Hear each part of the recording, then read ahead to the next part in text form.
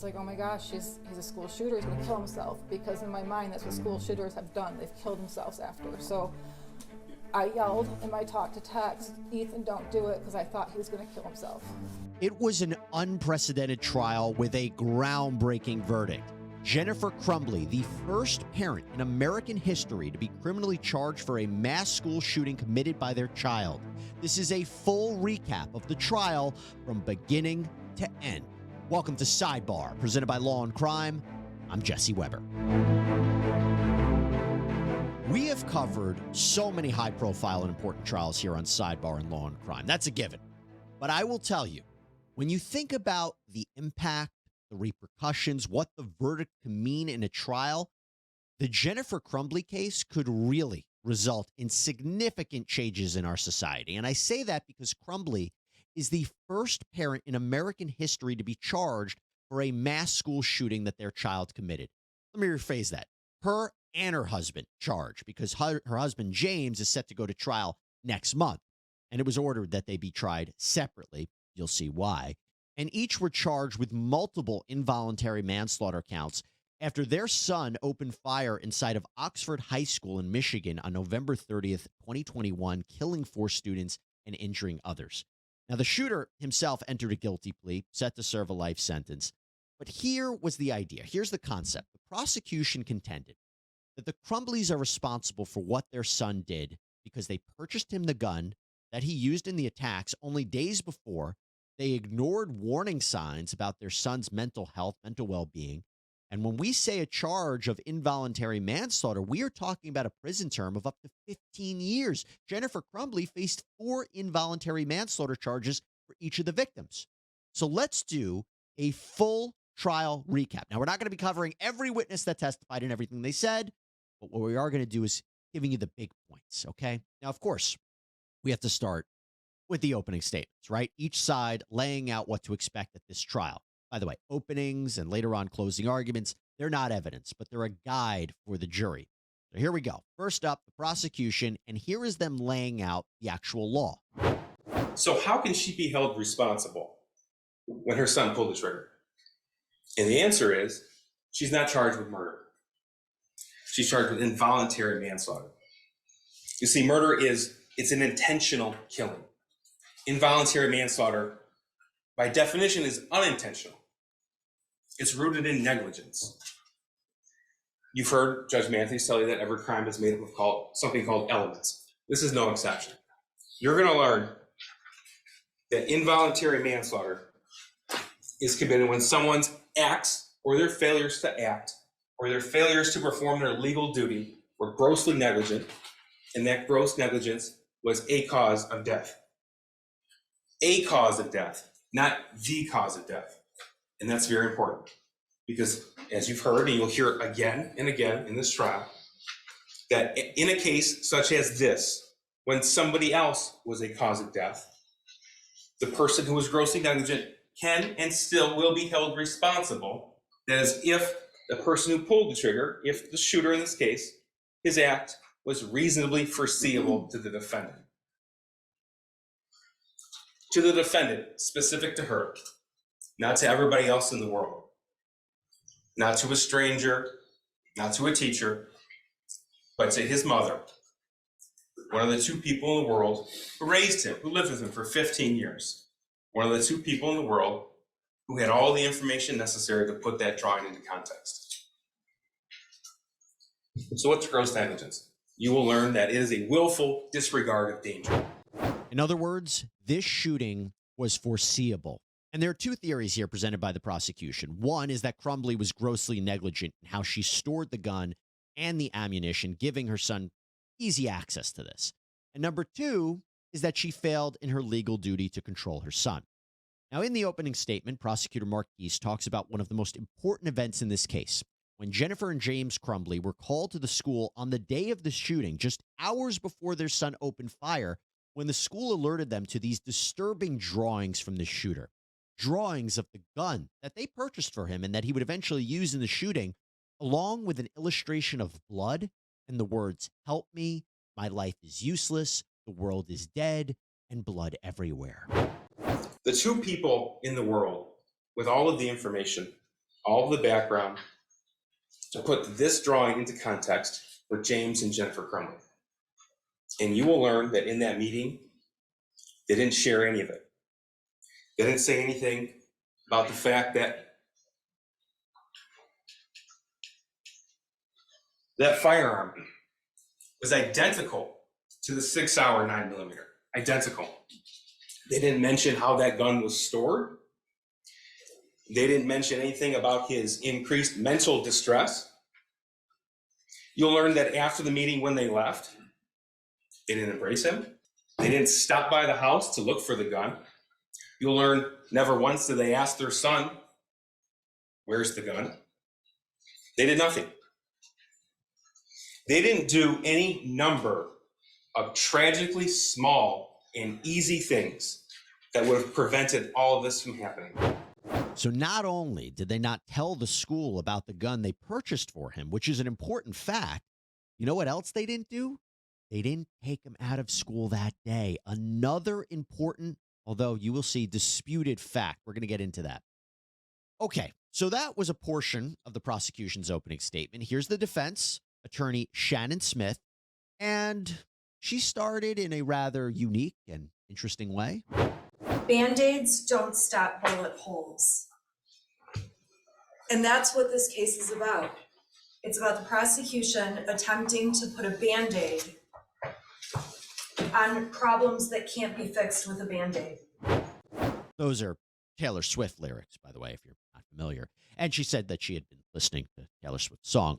The idea here is that the state needs a scapegoat, and they're trying to hold Jennifer accountable for what her son did. But the defense not only disputed the evidence, but they put the blame on the school and James Crumbley. Much of the evidence in this trial is also going to center around James Crumbley, who is not on trial in this case. He has a separate trial, as Mr. Keese told you. You're going to hear evidence that James Crumbley and Ethan Crumbley liked guns. They had 3 guns, 2 guns that were purchased earlier in 2021, and a gun that was purchased at a Black Friday sale the day after Thanksgiving in 2021. James was responsible for storing the guns, and to be quite frank, Jennifer Crumbley didn't know anything about guns. You will hear that the school never advised Mrs. Crumbley of problematic issues that if she had heard about, she would have jumped right on top of it. Despite the fact, the evidence will show that Mrs. Crumbley is on power schools, managing missing assignments by her son in his grades. The school never told her about times the shooter was trying to sleep in class, about a test he had failed, about the shooter being called to the office. She was never informed. You will hear testimony. She was never informed that the shooter wrote an autobiographical get to know you poster where he says he feels terrible and his family's a mistake. The school never notified Mrs. Crumbley of this. You will hear testimony that the school never notified Mrs. Crumbley that the shooter was having a, quote, rough time when he spoke to the school counselor. You will hear testimony that the school never notified Ms. Crumbley that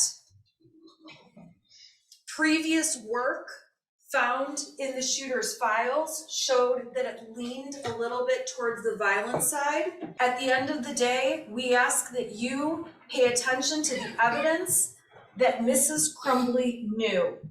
And quite frankly, when you evaluate that evidence and know what she knew and what she didn't know, and learn the context behind the slivers of evidence this prosecution's presenting, you will see that this was absolutely not foreseeable.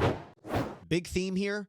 She did not know what the school knew. She did not know what her son was feeling. She didn't know what he was writing in his journal. She didn't know what he was texting his friend. That's a big theme from the defense. But okay, moving forward. Before the prosecution can even prove that Jennifer Crumbley is criminally responsible for the shooting, they have to prove a shooting took place. That's in and of itself one of the essential elements. And we heard some very compelling witnesses from that tragic day explain in harrowing detail what they saw and heard. And I see someone dressed in dark, oversized clothing. And you're looking through that glass Looking through pane that glass next to pane. your door, okay? They have the mask on, a hat, glasses, and a hood. And I lock eyes with them. Had you ever seen that person before? I had not, no. And then instantly I notice, I see some movement. And so I look down and I realize he's raising a gun to me. I saw the gun and I moved. Which way did you move? I moved away from the glass partition, away from the door, toward back into the room.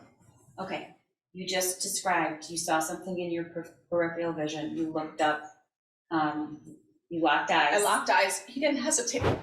Very tough. Very tough. And in fact, the attorneys got into a fight about this. The prosecution took issue with defense counsel becoming visibly emotional during this testimony. They said they thought they were instructed to keep emotions in check and not try to influence the jury. In the end, the judge acknowledged that this is a very difficult case, understood the difficult nature of this subject matter. They took a break, and they ended up coming back to court. I think they took an early lunch break that day, too. Now, one of the key parts of the prosecution of Jennifer Crumbley was the text messages. Like, for instance, there were messages from the shooter to his mom where he thought that the house was haunted. Then says, I cleaned until the clothes started flying off the shelf. And then what? This stuff only happens when I'm home alone.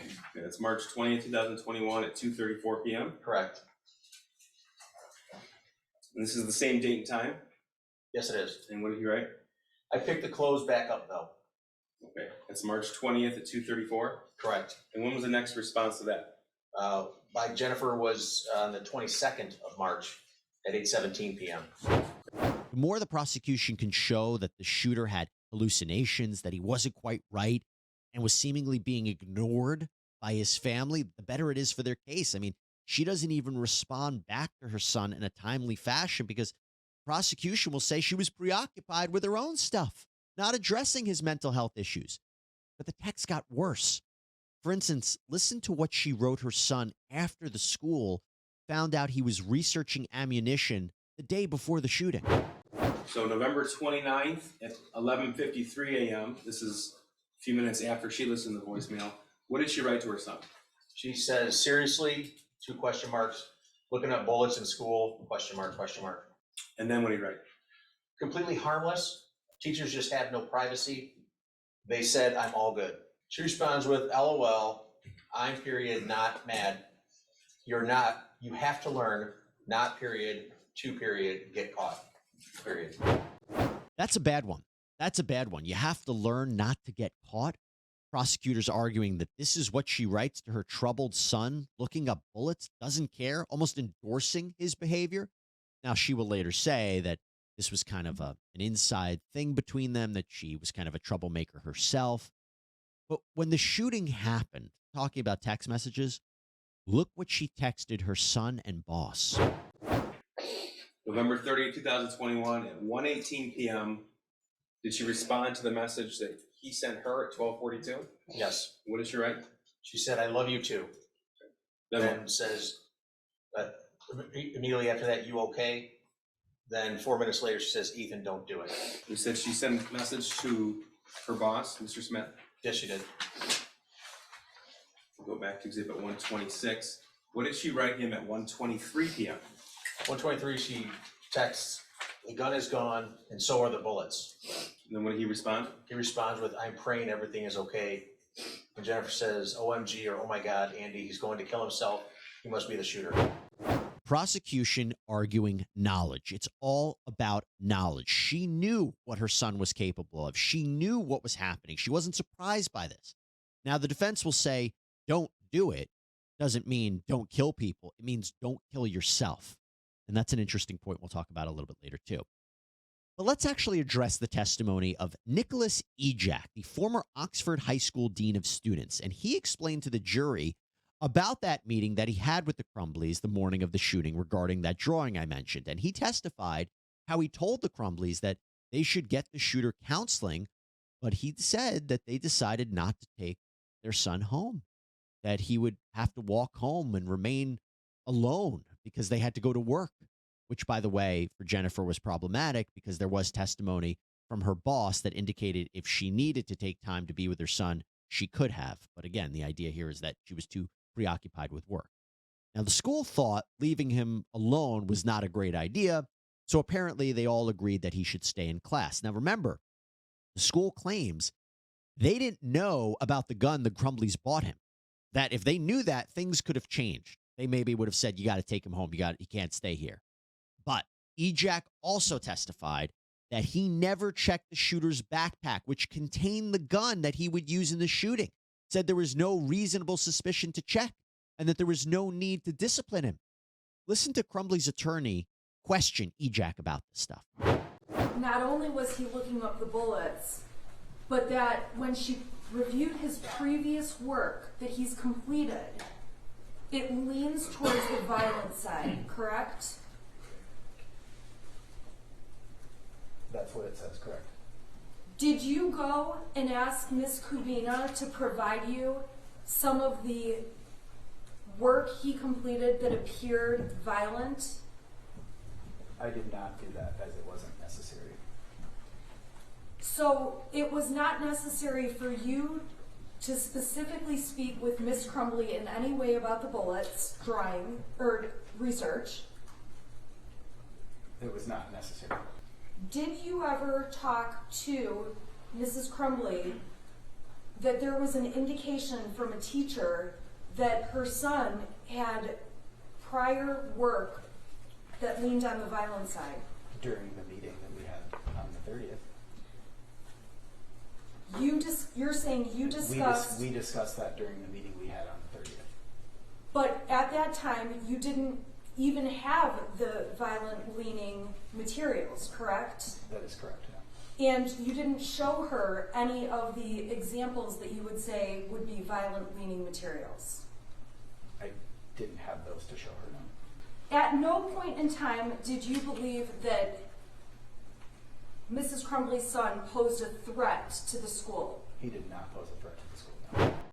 That is a big point for the defense. If the school didn't think he was a threat and didn't foresee the shooting happening, how could Jennifer Crumbley? Especially as Crumbley argues that the school didn't share a lot of this disturbing information about her son with her.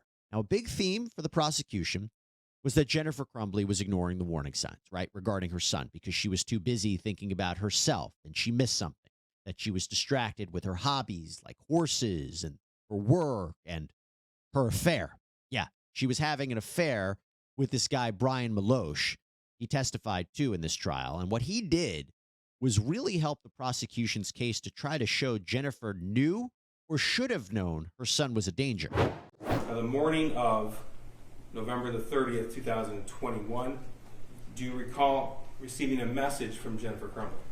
Yes. She had to go to a meeting at the school. Jennifer, she had to go to a meeting at school? Okay.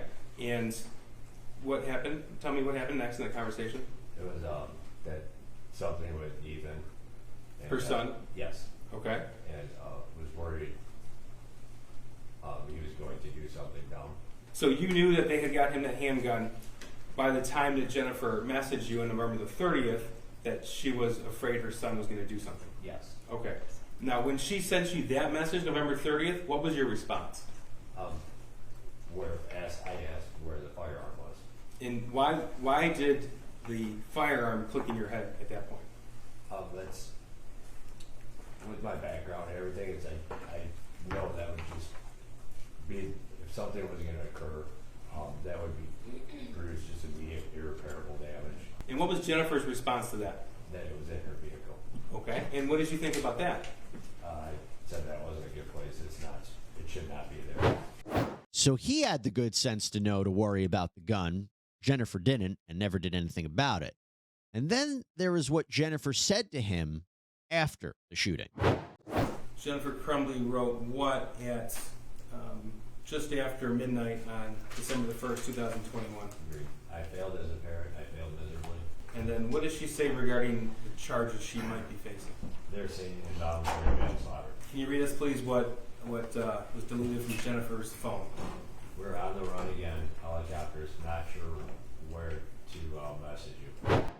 Okay, a few things here. First, her admitting that she failed as a parent, that plays right into the prosecution's argument that, yes, she realizes this was her fault.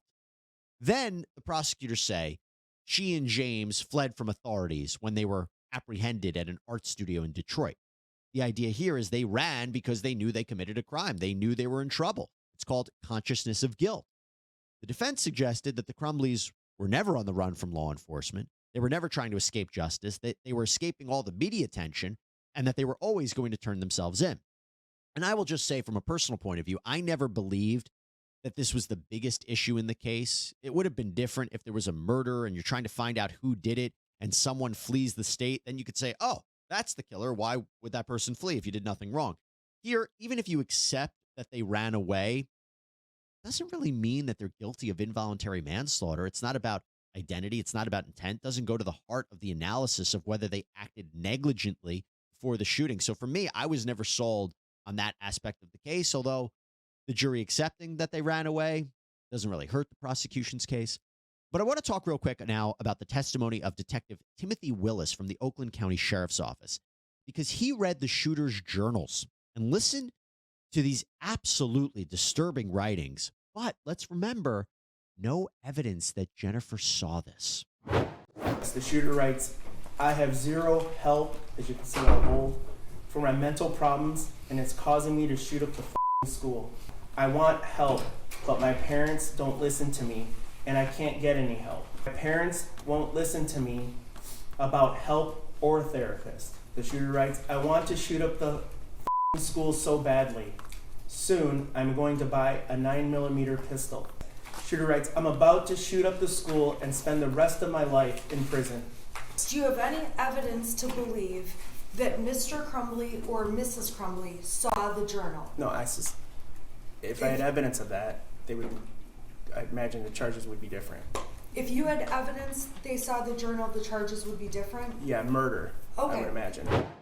So not only are those writings chilling, but if authorities knew the Crumbleys saw this and let him commit this shooting, he says that they would have been hit with murder charges. Wow. But even if Jennifer never saw the journal, if the jury accepts what the shooter wrote, that his parents are ignoring him and not helping him, that all of that helps the prosecution's case that they were responsible for what happened. They should have done more. By the way, I really enjoy doing these trial recaps because I love talking the law and trial strategy. Hey, I went to law school. I'm an attorney. I better love it, right? But that is why I always enjoy talking about Morgan & Morgan, our proud sponsor here on Sidebar, because as the largest personal injury law firm in the whole country, you want to talk legal skills and strategy for a second? Morgan & Morgan, they don't settle for lowball offers from insurance companies. No. They win a lot of trial. The past couple of months, Morgan & Morgan saw verdicts of $12 million in Florida, $26 million in Philadelphia, and $6.8 million in New York. Mind you, this is considerably higher than the highest insurance offers for these accidents. And get this, the fee is absolutely free unless you win. They make it super easy and convenient for their clients because from submitting your claim to signing documents to talking to your whole legal team, it's all done on your smartphone. That's it. They completely have modernized the process. You can get started with your claim and see if you have a case in only a few minutes. So to start your claim now with Morgan & Morgan, go to forthepeople.com/LC Sidebar or click the link in the description and pinned in the comments. All right, let's get back into this recap of the Jennifer Crumbley trial. We have to talk about one of the most memorable moments because after the prosecution rested their case, Jennifer Crumbley, the defendant herself, took the stand. And this was her chance to reframe the narrative. First to say, I'm not a neglectful mother, but I was invested and cared about my son. How often would you and James talk about or talk to Ethan? Well, talk to him every day. Talk about him probably every day too. In terms of your relationship with your son, how did you think your relationship was? I thought we were pretty close. We would talk, we did a lot of things together. I trusted him, and I felt like I had an open door and he can come to me about anything. I mean, I felt as a family the three of us were really close. This is all a way to humanize herself and her relationship with her son after everything that was said about her, showing that this wasn't a dysfunctional family, but a normal, positive family, positive experiences for their son. She was there for him. She checked on his grades. She tracked his location using an app. She knew what was going on with him, or maybe so she thought. But she also took the time to explain herself a bit. Yeah, I could seem cold. I could seem like I cared more about myself after the shooting and what was happening. But to me, I'm analytical. I go into planning mode when something bad happens. So she's trying to put context into everything the prosecution put forward. But Jennifer Crumbley had to explain away a lot of things. For instance, the idea that her son was experiencing hallucinations, that he was having a mental health crisis. She said she never thought it was actually a serious problem. She said he was always sarcastic, that she thought he was joking around, like with the idea of the house being haunted. It wasn't anything that was anything serious. It was Ethan just messing around. You gotta explain to the jury, how did Ethan mess around? So he's been convinced our house has been haunted since 2015. So it was built in 1920. Around that time frame, him and his friend would go down to the basement and play a Ouija board. So they thought we had a house ghost. So it was around that time when he would mess with us that things were going on in the house. Silverware was flying across the room. Doors were slamming. He actually took a video of the door and showed me when I got home. And you can clearly see where he's standing back with his phone, looking at the door that's open. You can see him walk up the door, and you can kind of see him slam it, of him trying to say, "See, our house is haunted." So it was that kind of stuff that he did. She also explained that she tried to secure the gun while also putting that responsibility on James. Did he have free access to that gun? No, it was for him to use at the shooting range only. Was he allowed to take it out? Not without my husband around. Did he know where it was kept? My husband hid it usually in our bedroom in different spots. Okay. What was the intention of hiding it? That's just what you're supposed to do. She also explained how she never saw his journal entries or his text messages between him and his friend where he was saying he needs help. And despite her son claiming that he told his parents about his problems, Jennifer Crumbley said that never happened. And she also argued that the school never told her about certain issues with her son. It starts off with an email from Miss McConnell to Sean Hopkins. It says, "Can you please touch base with Ethan Crumbley? In his autobiography poem, he said he feels terrible and that his family is a mistake. Were you aware this was ever a discussion or an issue?" No. Were you aware that Mr. Hopkins ever talked to or tried to talk to your son? No. Did anyone ever call you to make you aware of any of this? No. If you heard this, how would you react, or what would your reaction be?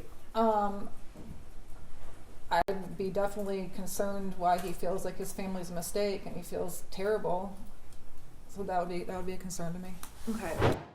And all of this led up to the day of the shooting, November 30th, 2021. Remember, both parents went to the school when a counselor raised concerns about this drawing of the gun that they purchased for their son only a few days before, with the blood everywhere, the words "help me," the thoughts won't stop. But ultimately, she tried to explain the decision not to take him out of school. How did that meeting go? It was pretty nonchalant. It was pretty brief. He started to tell. He basically filled me in on what my son and him were talking about for the last hour and a half. He said that my son told him that he was feeling sad over the death of a dog that we had. My mother-in-law lost his friend. So we talked a little bit about that. We confirmed it. We just said we agreed it was hard on him. He told us that he didn't feel my son was a risk, and actually gave him the option if he wanted to stay at school or go home. My son wanted to stay at school, so we all discussed that.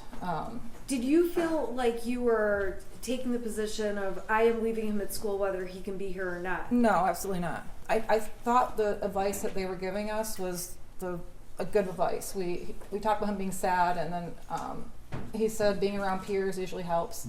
But there was never a time where I would refuse to take him home. I could easily, if he wanted to go, take him with me. I had no issues with that. And she's then asked about sending the text to her son, "Don't do it," once news of the shooting breaks. My husband called me and he asked me where I hid the bullets, and I told him, and then he said the gun is missing. So instantly, I'm like, oh my gosh, he's got the gun. I didn't actually think he was at the school shooting it. I thought maybe he walked home and got the gun and was in the field by the school. I didn't imagine my son actually going into a school and shooting. And then when we got more updates, I was like, oh my gosh, he's a school shooter. He's going to kill himself, because in my mind, that's what school shooters have done. They've killed themselves after. So I yelled in my talk to text, "Ethan, don't do it," because I thought he was going to kill himself.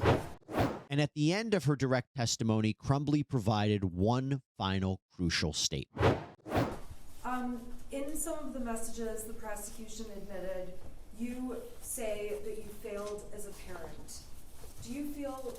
Are you a failure as a parent? I don't think I'm a failure as a parent, but at that time,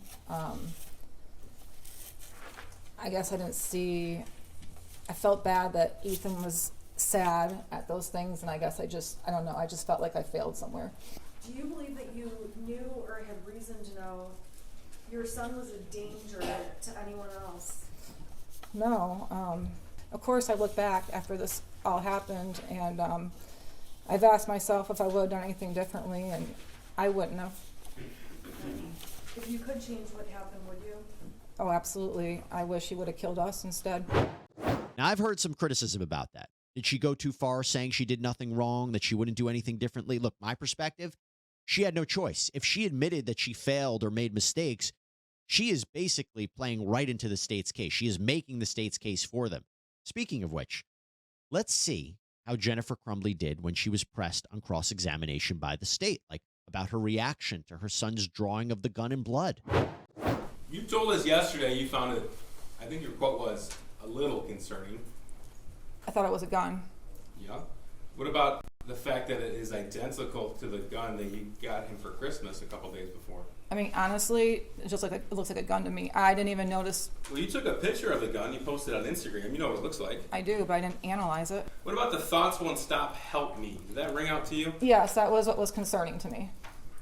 Blood everywhere, and there's a bullet, and actually you were the one who bought the bullets on November the 27th. Correct. You later came to learn that those bullets were used in the shooting. I did. Okay. So you said yesterday it was a little concerning, yet you told your husband emergency in all caps. Correct. That's why I left to go to the school, and I texted him. And he wrote back, "My God, WTF." Correct. And then you told him he was distraught about last night. Correct. Distraught's an intentional word you chose. Correct. Again, not only questioning that she should have known that his drawing was a warning sign needing immediate attention, but that her credibility is in question. Now, the one thing that seemed consistent with your son, to you at least, is his desire to obtain a weapon. Is that right? I wouldn't say that, no.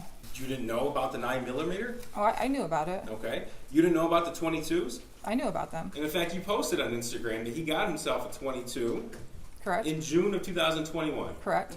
And from that time up until the November 26, 21 purchase, he was wanting to get a 9mm. I know him and my husband had discussed getting a 9mm. I'm not part of those conversations. But you knew about it. I knew, but not that he was so, however you described it. I said he consistently had a desire to obtain a weapon. I know they consistently talked about it, correct. Okay. They didn't just talk about this is a gun, he talked about how he wanted the gun. You don't deny that. Oh, no. In November 26th, you said you weren't there for the gun purchase. No, it was not. Okay. But are you telling us you didn't know it was going to happen? I did not know they were going to the gun store that day, no. Okay. So you're telling us that there was a surprise purchase to you? It was a surprise to me that they went to the gun store that day. Okay. It was not surprising to me that they purchased a gun that day. And it didn't upset you that they bought a gun? No, it did not. It upset you that they cut into your Christmas tree shopping time, but it didn't upset you that they bought a gun? Correct. Okay. And you told us that it was, in your words, James's responsibility to take care of that gun. Correct.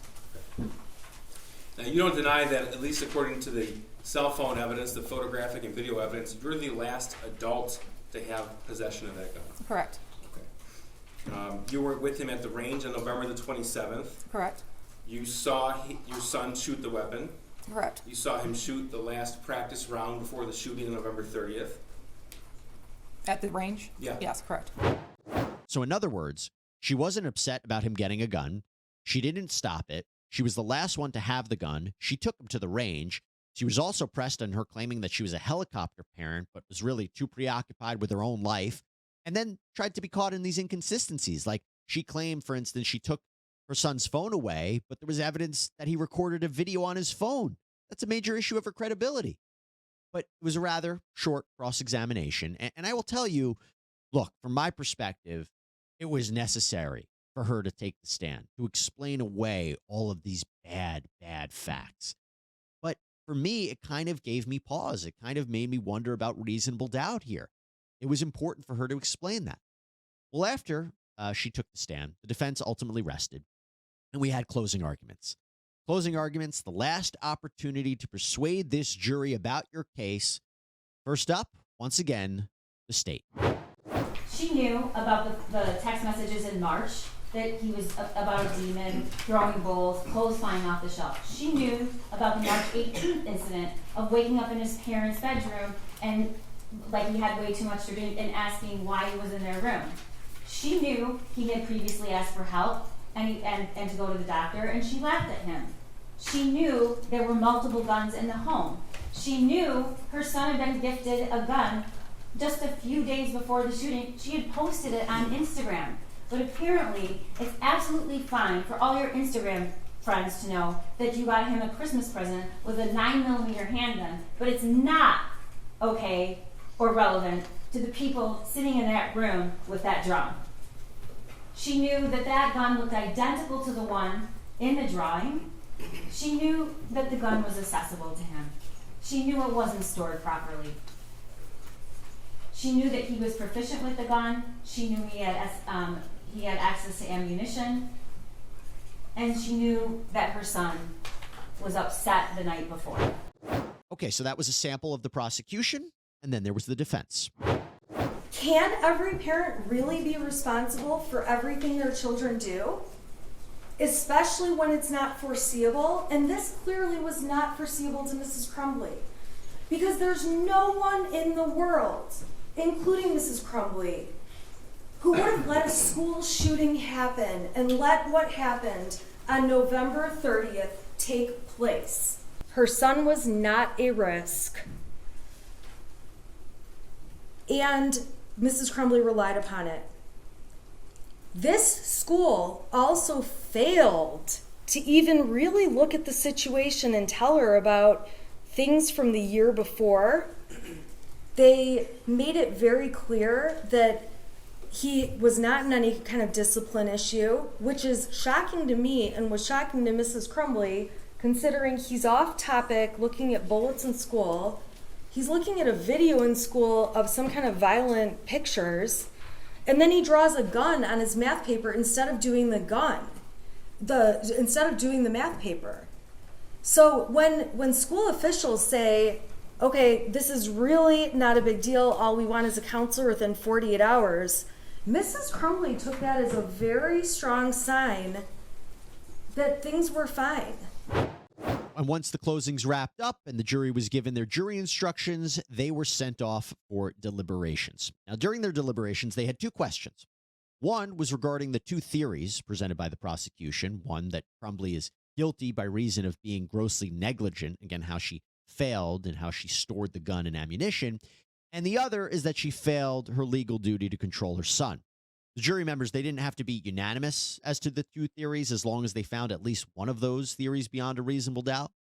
Now, the other question that the jury asked is if they could infer something based on testimony they didn't hear, namely the shooter not testifying. I thought that was interesting. Interesting questions. Made me wonder if they thought something was lacking in the prosecution's case. But clearly, this was a jury that was focused in on the evidence. They took this responsibility seriously. The jury of 6 women and 6 men deliberated for 11 hours before coming back with their verdict. On count 1 of involuntary manslaughter as to Madison Baldwin, we find the defendant guilty of involuntary manslaughter. On count 2 of involuntary manslaughter in regards to Tate Muir, we find the defendant guilty of involuntary manslaughter. On count 3, as to involuntary manslaughter regarding Hannah St. Juliana, we find the defendant guilty of involuntary manslaughter. And in count 4 of involuntary manslaughter against Justin Schilling, we find the defendant guilty of involuntary manslaughter. Historic, Jennifer Crumbley became the first parent in American history to be found guilty of involuntary manslaughter for a mass school shooting committed by their child.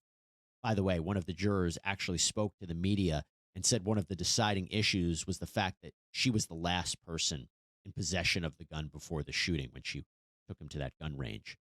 Now, at the time of this recording, Crumbley will be awaiting sentencing, and she could potentially face decades in prison, but remember, no criminal history, and we'll see what the sentencing guidelines are. Now, before I let you go, I get asked a lot, what are the repercussions of this case? What's the impact of the Jennifer Crumbley case? My opinion, does this mean it's going to be a wake-up call for parents across the country? Yes. Is this a wake-up call for schools across the country? Yes. Because the fact that they were just charged in and of itself is a big deal. Now being found guilty is a big deal. But what this doesn't mean, in my opinion, is this is going to be now the floodgates are open. Every parent of a mass shooter is going to be held criminally responsible. No. The facts in this case were so uniquely bad for Jennifer Crumbley and arguably James Crumbley that is what sets this case apart. And that is why I think they were charged, and that is why I think Jennifer Crumbley was found guilty. That's all we have for you here on Sidebar, everybody. Thank you so much for joining us. Please subscribe on Apple Podcasts, Spotify, YouTube, wherever you get your podcasts. I'm Jesse Weber. I'll speak to you next time.